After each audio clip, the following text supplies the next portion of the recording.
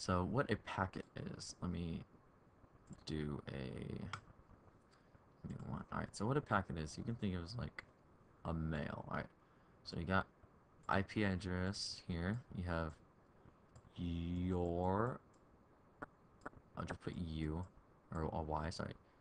So it's your IP. It's not exactly how it is, it's not a mail, it's actually like a string of code that is certain format. So little cute little stamp here. There's really no stamps. Alright, that's an ugly stamp, I'm sorry. So you have your stamp, whatever. Picture of a president on it. Alright, so you have your IP address. You have the IP address that you want it to go.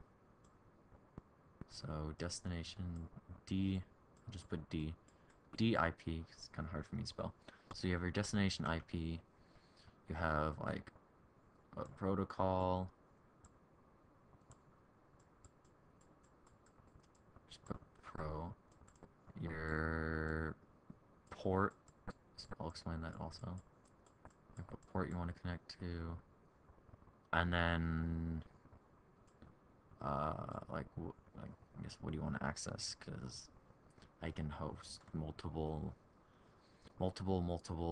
things off one server. So there's not like one web server for every web page. It's like what you want, bro. What you want, bro.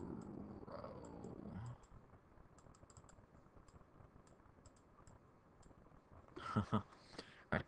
So you have your IP address right here. Sorry, can't see that very well. So when you send this out, you have the destination IP, which is Google.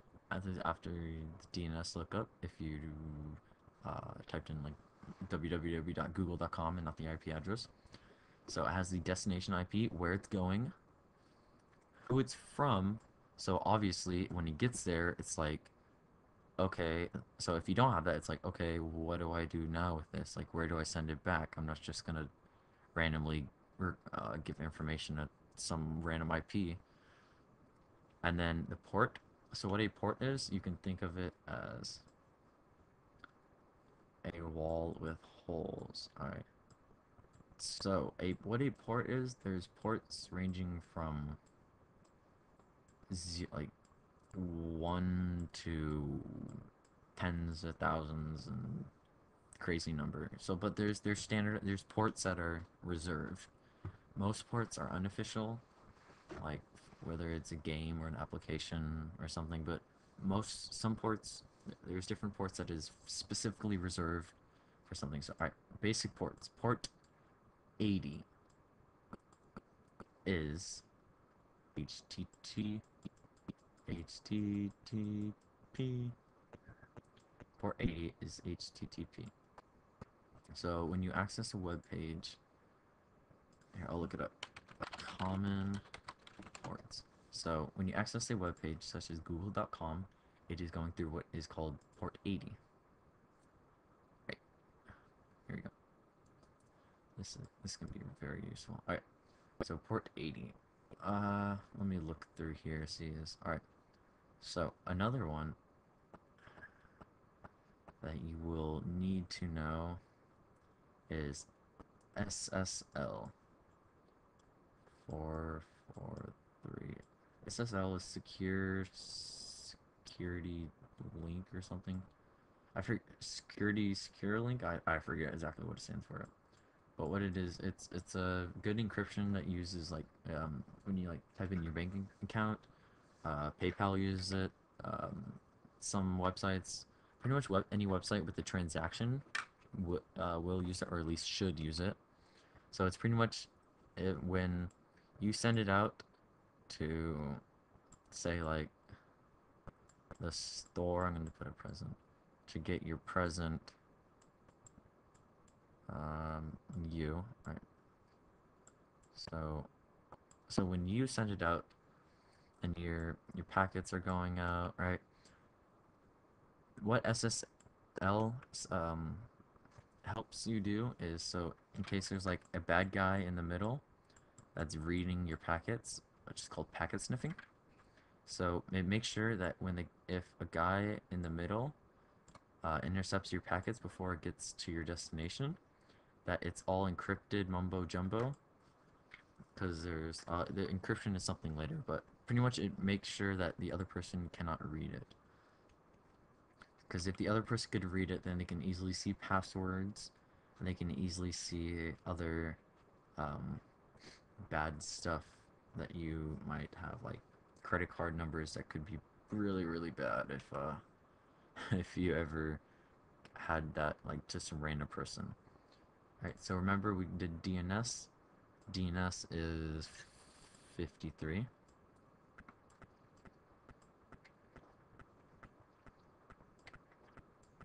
So when you search up www.google.com, it does a DNS lookup of that. And it's like, whoa, look at that, blah, blah, blah, blah, blah. Alright, I think that's pretty much all of that you should know. There's like Jabber and iTunes and Messenger and stuff, Xbox Live and stuff like that. But so if you ever have something not working, says it cannot connect, it might be that the port is closed on your specific server. So if you're at school or in college at all, and something won't let you connect or whatever, then it might be that the admin or um, whoever is controlling it blocked the port. So there's something to keep in mind if it's like a program like, so they don't want you playing League of Legends or anything at your school, so they just like block the port so you can't ever connect to it. So thus you cannot play it. Good workaround. That's good. All right, and then briefly, IP addresses. So this is not my IP address. I do not live in the United Kingdom. If you search that up, I'm using an IP address hider, also known as a proxy server. And then this is IPv6. So explain. I know this video is going really, really long, and I'm very sorry for it, but I really think that you should know this. So what a proxy server is, me, and then G for Google. Alright, so I go P for proxy, and then Google. So my request goes through another server, which has another IP address. So mine might be point 2. I'm not going to write out the whole thing. This one might be point 3. So Google reads it and it's like, oh, okay, so I'm going to send it back to this IP address. And then once it goes here, it says, okay, who is the one that requested this one? Oh, look, it's point 2 that requested it. So they send it back to me, thus giving it through this IP address. So when I look up what's my IP on what'smyip.org, or what'smyip.org, yeah. So it says your IP address is blah blah blah. This is actually not my IP address. I'm not going to give my real IP address out. You don't want to do that. People can track you. It's kind of dangerous. And totally hack your computer if they feel like it. So this is a random IP address in United Kingdom. Go ahead and hack it. I don't really care. Go get arrested. So when I request for that web page, it goes through here. It goes through here, and it's like, okay, let me see. Oh, look, your IP address is blah blah blah. Remember the packet thing with the destination IP address, and then this one again does like pretty much repackages everything it gets from this server into another packet, more or less, with my destination request. So it's pretty much like accessing two web pages. It's like it's like accessing google.com off your friend's computer through your computer. So yeah, that's what a proxy is. And then one last thing, there's IPv4 and IPv6. So IPv4 is that number 1 is blah blah blah dot This is here. I'll show you the maximum that anyone can have. Dot. Alright, so that's the maximum. There you can. It's 1, 3, 6, 9, 12. So it's 12 characters long. Can range from anywhere between um, one. It can be zeros too. But if you have like zero, if you have like 0, 0, 1, and then like 0.1, there's absolutely no difference between them. We just say 0.1. So it's 1 through 9. So there's something like there's like one IP address for every like one person on the planet, or like two people on the planet, something like that. It's only in the billions. But what IPv6 is this. This is what IPv6 is. It's 4, 4, 1, 2, um, 4, 4, 4, 4. It's much longer. I believe it's 24. But it consists of a set of commas, or I mean dots. My bad. It's semicolons, and it can be letters and numbers. So that drastically increases it. So instead of 1 through 9, it's one. It's 0 through 9 plus 24, or sorry, plus um uh, my bad. So let me see. Yeah, I'll just whatever. It's numbers. That's not even n. Really doing bad here today. Numbers plus every single letter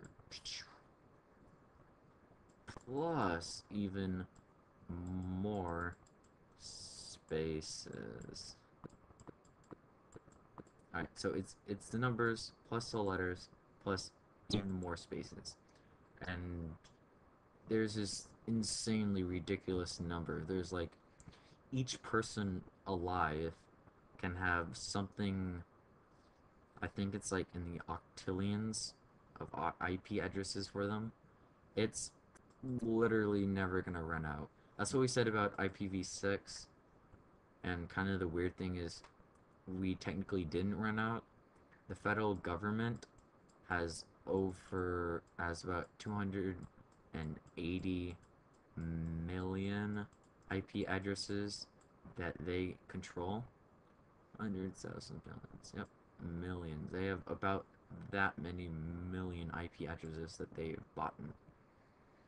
So there's like 3 to 4 billion. There's like 3 billion IP addresses in the top 10 owners that still are not used. But 2 to 3. That's quite a lot of IP addresses that are still not used. It's like 2 billion. It's insane. Of they bought because they sell them in like lots. So once they buy a lot, so all the lots are technically bought out, but they still use it, and we're converting over from IPv4 to IPv6. In the process, Google has now IPv6 up on some of their websites. Most websites are not yet converting because not everyone has it. It's a complicated process. But hopefully that answers all your questions about basic networking. I'm very sorry. This video is super long. I might break it up into 2 parts. If I already did, I already did. If I didn't, I didn't. But yep. So I will do other videos on networking, and I hope that you actually guys learned quite a lot. I know I had to learn this all by myself. Google